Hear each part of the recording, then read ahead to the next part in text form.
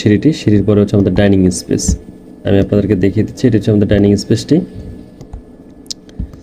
তারপর হচ্ছে আমাদের ছোট্ট একটি বেডরুম, এটি হচ্ছে বাচ্চাদের পড়াশোনা করার জন্য বেডরুমটা আপনারা ব্যবহার করতে পারেন, চাইল্ড বেড হিসেবে এটি ইউজ করতে পারেন। তারপর হচ্ছে একটি টয়লেট আমরা এখানে দিয়েছি, এটি হচ্ছে টয়লেটটি, এই যে আমি একটু বড় করে দিচ্ছি, এটি হচ্ছে টয়লেটটি।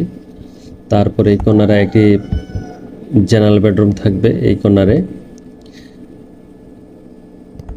তারপর এই পাশে হচ্ছে আরেকটি টয়লেট দিয়েছি আমরা, এই টয়লেটটি এই বেডরুম মাস্টার বেডরুমটির সাথে অ্যাটাচ থাকবে, এই বেডরুমের সাথে অ্যাটাচ থাকবে হচ্ছে এই টয়লেটটি।